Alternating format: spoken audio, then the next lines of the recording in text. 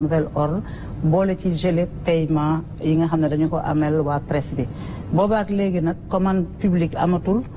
te it secteur privé bi nga xam ne dañ leen daan yaakaar ñoom tamit dañoo nekk ci ay jafe-jafe yoo xam ne daanaka amatuñu sax assiette publicitaire bu ñuy teg à la disposition des médias loolu indi situation bu doy waar ci entreprise de presse yi yaa ngi secourir secteur yu baree bari yaa ngi apuré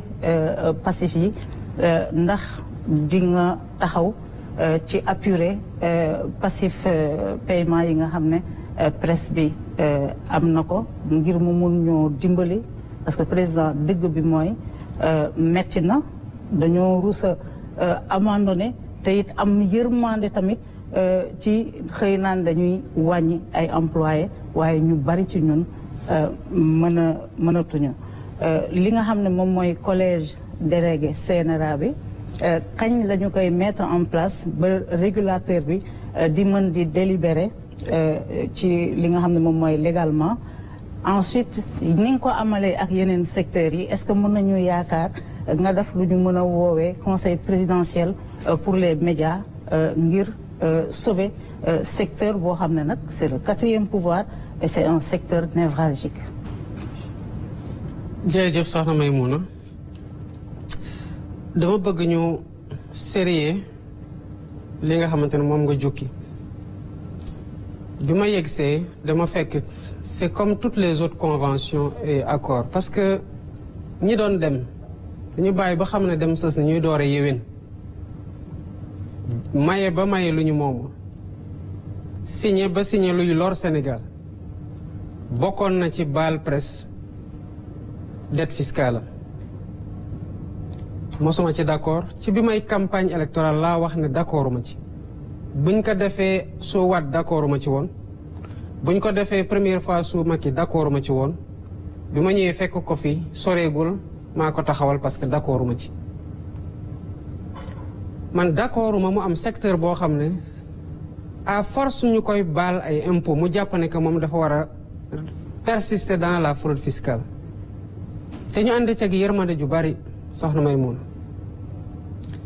ku jël fay ay salaire tënk te impôt ci salaire yi wala nga jël de la TVA muy li nguur gi moom yow xëy na salarié bii ñëw ci sa entreprise mu ngi jël taxi wala mu jël car rapide yow bu mu la fa fekkee ngay DG wala nga nekk beneen DG wala responsable yaa ngi dawal sa oto bu baax am nga kër amul kër nga téye salaire dara ci salaire am ne lii dama koy jox nguur gi téye ko loolu ça ne s'appelle ni moins ni plus que détournement de deniers publics. Code général des impôts su ma juumul parce que gëj naa xool fiscalité article 686 687 ne loolu ku ko def directeur général des impôts et de domaine dafa war a porter plainte te bu ñu la porter plainte le mandat de dépôt est obligatoire ñun waxuñu kenn mu porter plainte ba tey mais ñooñu ñu porter wul plainte pourtant qui sont en infraction ñu xam ko ñoom ñu xam ko ñoo jóg ne ils portent le combat jàpp ko ne parce qu'ils ont le micro qu'ils peuvent me mettre la pression man kenn mënuma def benn pression parce que fi ma toog nii sant yàlla alhamdulilah rabbil alamin c'est un immense honneur et un immense privilège j'ai juste envie de servir le temps bi ma yàlla natal fii waaye bu weesoo loolu gëma dema ci yàlla ci ni ma ko téye ba tax ma war a def la naka sudul noonu wala sama sagu di ci rëcc ci leneen c'est ni vis-à-vis de la presse ni vis-à-vis de l'opposition ni vis-à-vis de quelconque groupe social que ce soit bu presse bi amee problème tamit am na lu doon am amatul c'est pas dirigé que contre la presse dama jàpp ne que mooy li ma doon wax sànq ci sama wax les questions des corporatistes doivent d'abord trouver solution au niveau des ministères mais au nom de quoi problème am na ci presse mi nañ dem ci présidence de la République régler ji ko fa parce que yàgg nañ ko fa régler ñu leen di bale ay milliards et milliards il y a des gens dans la corporation yoo xamante ne seen arriéré de paiement fiscal c'est ay milliards la ñu ne nañu dem ci président bu ñu demee et cetera bu ngeen ñëwoon ci man tamit dama leen di wax ne loi mayu ma baale impôt da ngeen di ñibbiwaat. par contre bu ngeen demee ci seen ministère waxtaan ak ñoom dem ci ministère des finances waxtaan ak ñoom bu amee blocage le niveau primatorial mën na nekk un niveau d'arbitrage sama niveau mën na nekk un niveau d'arbitrage. même au niveau conseil des ministres bi ma wax na nañ ministre waxtaan ñu recevoir leen c'était pas lié à une pression quelconque. C'est le sens des responsabilités par rapport aux emplois et aux entreprises qu'il faut sauver. Qu'est-ce? Mais c'est pas par rapport à une pression qui a été mise sur moi. Amul. Ceci étant dit, ni nga waxee ne privé bi dafa am problème ba joxeetuñu publicité mais ñun noonu la ñu amee problème bu ñu ñëwee dañu ne il faut qu'on rationalise. C'est pas que les publicités lan moo doon xew ñëpp gis nañ convention yi nga xamante ne jot na génn ci biir presse bi. ñan lañ ko doon jox demul sax ci ñu mu war a dem ci ay saagakat la doon dem ñëpp ñoo xamante ne ils étaient patentés pour wax lu bon ci Pastef ak président Ousmane Sonko du parti mais en fait ñooñu lañ doon jox ay convention yéen waa presse bi yéen a toog defal seen bopp seen assise ne dañoo war a assainir la presse sénégalais yi de façon générale il faut que ñu xam ñaar la presse y compris. Il n'y a pas de réforme sans douleur. Jubanti mooy plat bi ngeen commandé mooy plat bi ngeen di gis nii plat bu weex xat la. nit ñi mënuñoo bëgg changement nañu changer te képp ku ñu wax na changer nga bañ mais naka la ñuy changer si les gens ne veulent pas changer. Payons tous nos impôts suñu responsabilité la. ñi ci doon góorgóorlu nañu gën a góorgóorlu ñi ci dul woon góorgóorlu nañu gën a góorgóorlu. Maintenant quand un problème survient ce que j'ai pas aimé dans l'attitude de la presse te naa la ko wax tamit mu leer tey mooy automatiquement ngeen jàpp ne que vous devez court-circuiter tout le monde y compris le ministre le premier ministre dem palais toog ak président de la République réglé ji ko fa jël seeni photo comme ça se faisait loolu laa bañ. beneen bi mooy vous êtes fautif parce que les redressements ont été consacrés les procédures closes. Vous auriez dû payer et il y avait ce que la loi dit mooy contrainte ji lañ leen di teg ak li nga xamante ne bëgguñu fa woon dem ba foofu par responsabilité et mansuétude. am na loo xamante ne nag bu amee yéen a am dëgg d'abord balaa muy wax ci loolu je reviens sur les publicités bu ñu gisee ne que ay DG fi nekkoon. di signer comme bon leur semble ay contrat de publicité selon que presse bi def leen di xalamal ou pas wala mu leen di saagal seen adversaire dañu wax ne l'argent des entreprises publiques mënul servir à donner des contrats de publicité pour la promotion des directeurs généraux